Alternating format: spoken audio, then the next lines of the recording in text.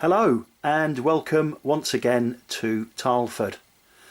In my last update I think I mentioned that I was unlikely to do too much work on the layout as the summer was approaching, and in truth that's been the case. That it's been very warm up here, there's been a lot of nice weather around, so I haven't really done anything of note on the layout other than cleaning the track and just touching up a few bits and pieces of ballast. So not a huge amount to report.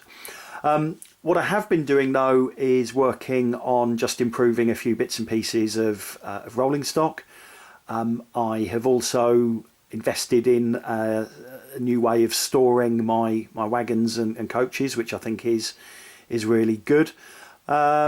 And I've also got a couple of new additions to the layout that I hope you'll find interesting. So probably not a long update, but as always I hope you find it informative and interesting. Any comments or questions, please feel free to ask, and I'll do my best to get back to you.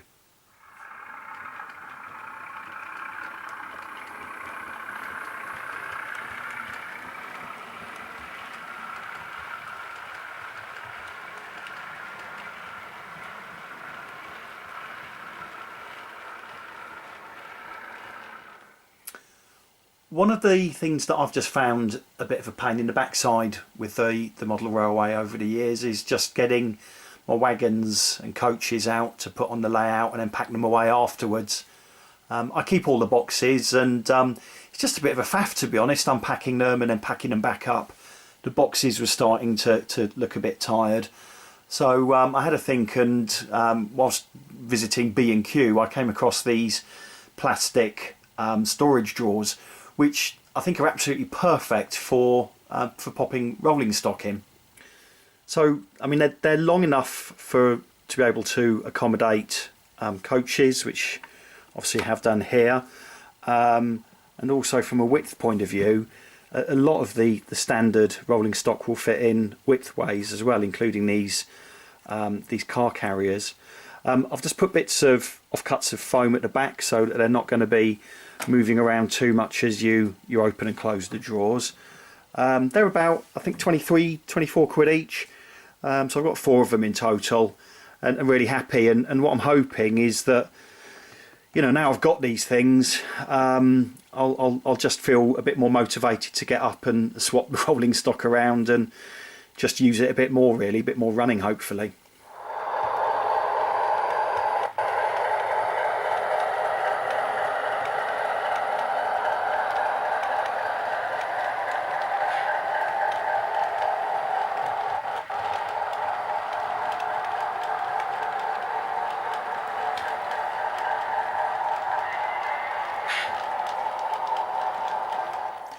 One of the other jobs that I've been getting on with has been to install some more of the Train Tech automatic tail light sets into some of the wagons and rolling stock. These are a really neat little kit, really. What you get is a sensor that detects motion and will set the tail light flashing, and you can actually choose whether to have it flashing quickly or slightly slower. It's powered by a battery, and as you can see there's one included in the kit, and takes really not that long at all to install. All really straightforward. Here's one that I've been working on already, and it's on one of the Bachmann TEAs, which I had to take apart. All you really do is just drill a couple of holes in the shell of the wagon, and then it just fits in there.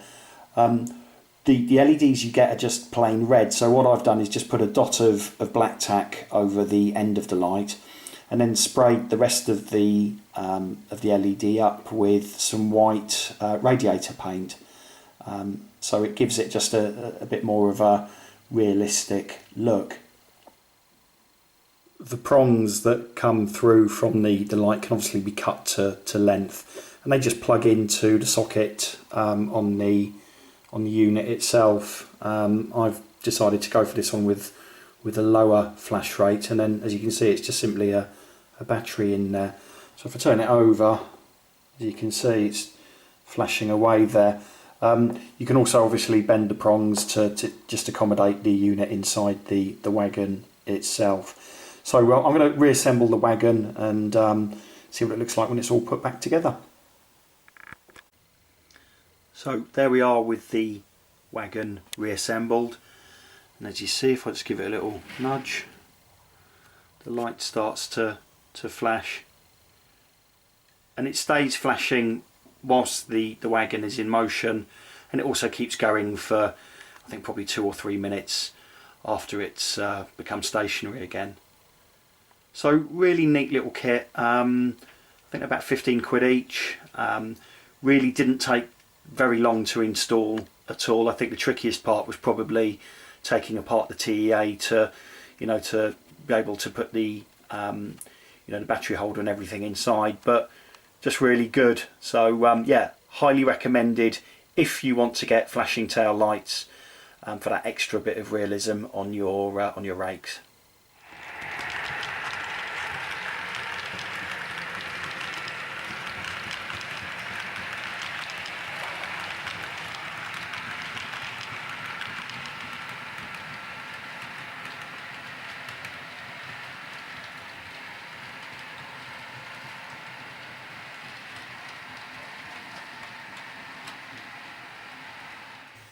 As I mentioned earlier, there's been a few new additions to the fleet which I'd like to share with you. The first is this DB Schenker Class 60 007, which is the spirit of Tom Kendall.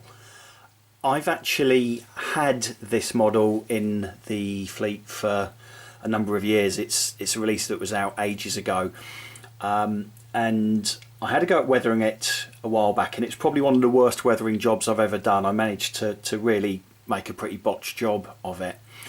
And I saw this come up on Facebook on one of my the groups that I'm a member of, and it was produced by Paul at TRSW. Now, I've used Paul previously to weather some of my Hatton's 66s, as well as a number of pieces of rolling stock, and he does a great job. So I actually decided to buy this and add it to the fleet. As I hope you can see, I think Paul's done an excellent job on this, and I'll put a link to his website on the description of the video. If you want some really high quality weathering work done, then I really would recommend him. So having now added another 60007 to the fleet, it gave me the problem of what to do with the original. So move that one out of the way, and here is what I did.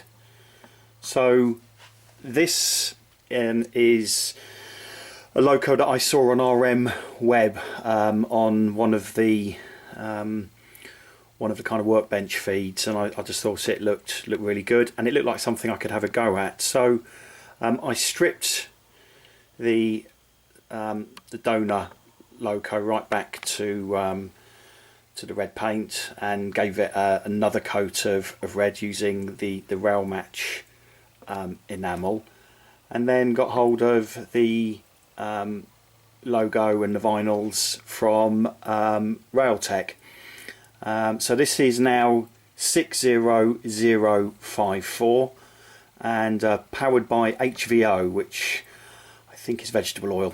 I've seen a couple of locos with this branding on them. I think there's also at least 166 that's got them.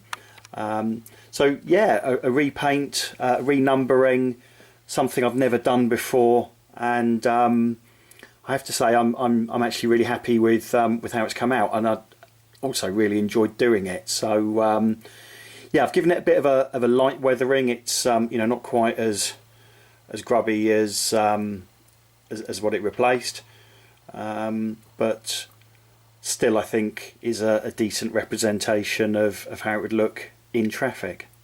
Not sure how well this is going to show up on the camera, but I also added a driver from West Hill Wagon Works, so I put one of their drivers on board, and just for that extra bit of realism.